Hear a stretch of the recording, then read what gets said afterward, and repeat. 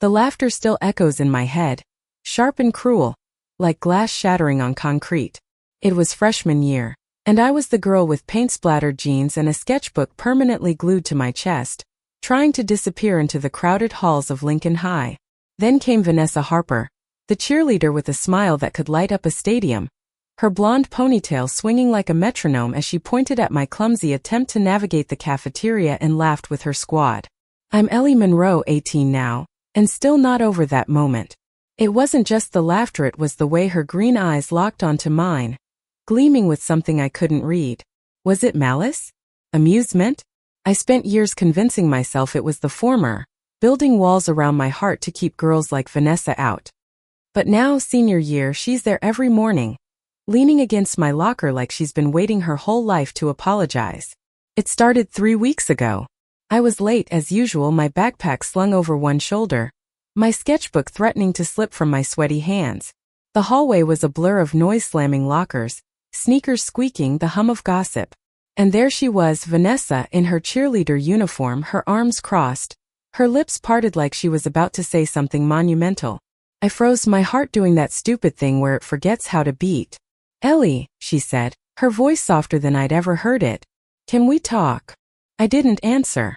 I just stared, my glasses slipping down my nose, my brain replaying that cafeteria moment on a loop.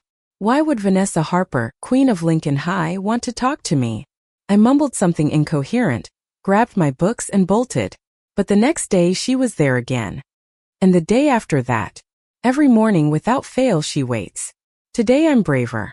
Or maybe I'm just tired of running. The hallway is quieter now, most kids already in class. Vanessa's leaning against my locker, her cheer skirt brushing her thighs, her eyes scanning the floor like she's searching for courage. I stop a few feet away, clutching my sketchbook like a shield. "What do you want, Vanessa?" My voice comes out sharper than I mean it to. She flinches, but her gaze lifts to meet mine. "I owe you an apology, Ellie. For freshman year. For everything." I want to laugh, to tell her it's too late, that her words can't erase the sting of being the punchline. But there's something in her eyes, something raw, like she's peeling back layers of herself to show me a truth I'm not ready for. I swallow hard, my throat tight. "Why now?"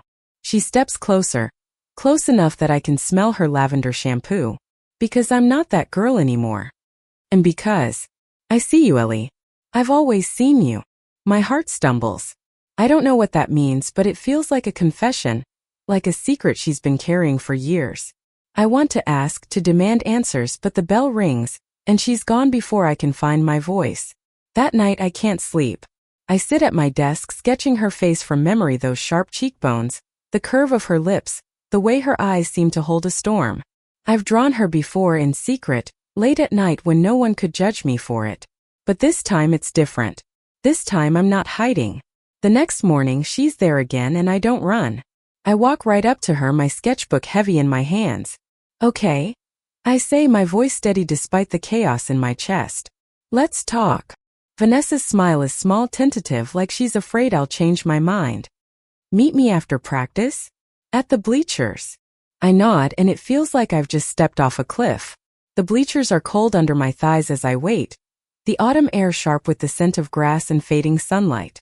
Lincoln High's football field stretches out before me, empty except for the cheer squad finishing their routine. Vanessa is a blur of motion, her movements precise, powerful. I've always watched her from a distance, but now I see the strain in her shoulders, the way she pushes herself harder than the others. When practice ends, she jogs over, her breath visible in the chilly air. She sits beside me, closer than I expect, her knee brushing mine. "I'm sorry, Ellie," she says, her voice low. "Freshman year. I was awful." I laugh because I was scared. Scared of what I felt when I looked at you. My breath catches. "What?" She looks away, her fingers twisting in her lap. I didn't know how to handle it. "I liked you, Ellie. More than I was supposed to. And I was too cowardly to deal with it, so I pushed you away instead." The world tilts. Vanessa Harper, the girl who laughed at me, liked me? I want to argue, to tell her she's lying, but her eyes are so open, so vulnerable that I can't. Instead, I say the only thing I can think of. "Why didn't you just say something?" She laughs, a bitter sound. "Because I was 16 and terrified." My parents, my friends. They wouldn't have understood. I barely understood it myself. I don't know what to say. Part of me wants to hold on to my anger, to keep her at a distance. But another part, the part that's been drawing her face for years, wants to reach out, to bridge the gap between us. Before I can decide, she stands, her eyes bright with unshed tears. I don't expect you to forgive me, Ellie. But I needed you to know. She walks away and I'm left sitting there, my sketchbook open to a blank page, my heart a mess of contradictions. The next week is a blur of avoidance and obsession. I see Vanessa everywhere, in the halls, in the cafeteria, in my dreams. Her confession has cracked something open inside me, something I've kept locked away since freshman year. I've always known I liked girls, but admitting it, even to myself, felt like stepping into a spotlight I wasn't ready for. Now Vanessa's words have turned that spotlight on, and I can't look away. I start noticing things about her I never let myself see before. The way she tucks a strand of hair behind her ear when she's nervous. The way her laugh softens when she's talking to her little sister in the parking lot. The way she lingers by my locker, even when I pretend not to see her. One day I find a note slipped into my sketchbook. It's in her handwriting, neat and deliberate. Meet me at the art room after school. Please. My first instinct is to crumple it, to pretend it doesn't exist. But I don't. I tuck it into my pocket, my fingers brushing against it all day like a talisman. The art room is my sanctuary, the one place at Lincoln High where I feel like I belong. The smell of paint and charcoal grounds me, but today it's not enough to calm the storm in my chest. Vanessa's already there when I arrive, sitting on a stool by the window, her cheer uniform swapped for jeans and a hoodie. She looks normal. Not the untouchable cheerleader, but a girl who's just as scared as I am. I didn't think you'd come, she says, her voice barely above a whisper. I almost didn't. I set my sketchbook on a table, keeping it between us like a barrier. What do you want, Vanessa? She stands, closing the distance between us. I want to start over. I want to know you, Ellie. The real you, not the girl I hurt. Her words hit me like a punch. I want to believe her, but trust is a fragile thing, and mine is still bruised. You don't even know me. I say, my voice shaking. You laughed at me. You made me feel like nothing. Her face crumples, and for a moment I think she might cry. I know, and I hate myself for it. But I'm trying to make it right. I'm trying to be brave for once. I don't know what to say. The air between us is heavy, charged with everything we're not saying. Then she reaches out, her fingers brushing mine, and it's like a spark ignites. I pull back, my heart racing, but her touch lingers, warm and electric. I drew you, I blurt out before I can stop myself. I flip open my sketchbook, showing her the page I've been hiding for years. It's her, captured in charcoal, her eyes fierce and soft all at once. This is how I saw you. Even after everything. Her breath catches as she studies the drawing. Ellie, this is beautiful. I don't know how to respond, so I don't. Instead, I let her look. Let her see the parts of me I've never shown anyone. When she finally meets my eyes, there's something new there, something like hope. We start spending time together, tentative at first. Study sessions in the library, walks to the parking lot after school, quiet moments in the art room where I teach her how to hold a paintbrush. She's terrible at it, her lines wobbly and uncertain, but she laughs, and it's the kind of laugh that makes my chest ache in the best way. One afternoon, we're sitting on the floor of the art room, surrounded by scattered sketches and empty coffee cups. She's trying to draw a still life of a vase, her tongue poking out in concentration. You're better at this than you think, I tell her, leaning over to adjust her grip. She grins, her shoulder brushing mine. You're just saying that because you like me. I freeze, my cheeks burning. I don't, it's okay, she says softly, her eyes locking onto mine. I like you too, Ellie. The world stops. I want to kiss her, to close the distance between us, but fear holds me back. What if this is a mistake? What if she hurts me again? But then she leans in, her lips brushing mine, soft and hesitant, and all my doubts melt away. It's my first kiss, and it's everything I didn't know I needed. Kissing Vanessa feels like painting with colors I've never seen before, vivid, wild, terrifying. We don't talk about it after, but the air between us is different now, charged with possibility. We steal moments when we con a brush of hands in the hallway, a shared smile in the cafeteria. But Lincoln High isn't a bubble, and the real world has a way of crashing in. Rumors start swirling. Someone saw us together at the bleachers, too close to be just friends. By the end of the week, the whispers are everywhere. I hear them in the girls' bathroom, see them in the sideways glances from Vanessa's cheer squad. My stomach twists every time I catch her eye across the cafeteria, her smile faltering under the weight of it all. One day, I find her crying in the art room, her knees pulled to her chest. "They know," she says, her voice raw. "My parents. They heard something. They're asking questions." I sit beside her, my heart pounding. "What did you tell them?" "Nothing." She wipes her eyes, smudging her mascara. "I can't. They'd never understand." I want to tell her it'll be okay, that we'll figure it out, but the words feel hollow. My own parents don't know about me, not really.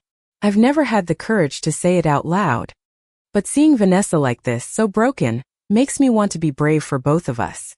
We don't have to hide. I say, my voice stronger than I feel. Not forever. She looks at me, her eyes searching mine. "You make me want to believe that, Ellie." That night I draw her again, but this time it's not just her face. It's us two girls holding hands, standing in a storm of judgment, but standing together.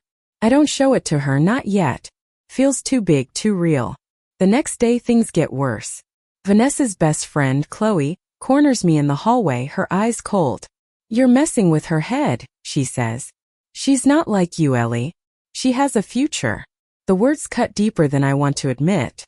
I know what she means. Vanessa is the golden girl. The one with college scouts watching her every move. I'm just the art kid, the one who's never fit in. But I don't back down. "You don't know her," I say, my voice steady. "Not like I do." Chloe laughs, but it's brittle. "Keep telling yourself that." I spend the rest of the day in a fog, my sketchbook untouched. When I see Vanessa at my locker, I expect her to pull away, to tell me it's too hard. But she doesn't. She takes my hand, right there in the hallway where anyone could see. "I'm not ashamed of you," she says, her voice fierce. "I'm not. It's the bravest thing I've ever seen." Winter comes, and with it the pressure builds. Vanessa's parents are stricter now, checking her phone, questioning her whereabouts. She sneaks out to see me, climbing through my bedroom window at midnight, her breath visible in the cold. We lie on my bed, whispering about everything and nothing, our hands tangled together. "I told my mom I'm going to an art school," I say one night, my head resting on her shoulder. She didn't say much, but I think she's okay with it. Vanessa's quiet for a long time. "I wish I could tell my parents about you," she says finally. "But they'd lose it. They think cheerleading is my ticket to college, to a normal life." I want to tell her she doesn't need their approval, that we can make our own path. But I know it's not that simple. So instead I kiss her, slow and deliberate, trying to pour all my courage into her. The next week everything falls apart. Chloe tells the cheer coach about us, and suddenly Vanessa's off the squad. She doesn't tell me right away. I find out from the whispers in the hallway, the pitying looks from kids who never cared about me before. When I confront her, she's a wreck, her eyes red from crying. "They said I was a distraction," she says, her voice breaking. "They said I wasn't focused." I'm furious, not at her, but at the world that keeps trying to tear us apart. "You don't need them," I say, grabbing her hands. "You're more than a cheerleader, Vanessa. You're everything." She looks at me, and for the first time I see something like defiance in her eyes. "You're right," she says. "I'm done hiding." The next day, she shows up to school in jeans and a t-shirt, her cheer uniform left at home. The whispers follow her, but she walks with her head high, her hand in mine. It's not easy. Her parents ground her, her friends ditch her, but she doesn't break. And neither do I. We start planning a future, one where we're not defined by Lincoln High or anyone else's expectations. I apply to art schools in New York, and Vanessa talks about studying psychology, about helping kids like us who feel trapped. It's a dream, fragile and new, but it's ours. Spring arrives, and with it, prom. I never thought dances aren't my thing, but Vanessa insists. "We deserve this," she says, her eyes bright with determination. "We deserve to be seen." We go together, hand in hand, me in a thrifted suit, her in a blue dress that makes her look like a dream. The gym is a sea of lights and music, and for once the whispers don't matter. We dance slow and close and it feels like a victory. After prom, we drive to the lake, the stars reflecting on the water. Vanessa leans against me, her head on my shoulder. I was so scared back then, she says, her voice soft. Scared of what I felt, scared of what it meant. But you made me brave, Ellie. I kiss her forehead, my heart full. You made me brave too. We don't know what the future holds, college, distance, the world's judgment. But sitting here with her hand in mine, I know we'll face it together. The girl who laughed at me is gone, replaced by the girl who waits at my locker, the girl who sees me, the girl I love. And that's enough. Thank you for listening. Like and subscribe to get notifications about next videos.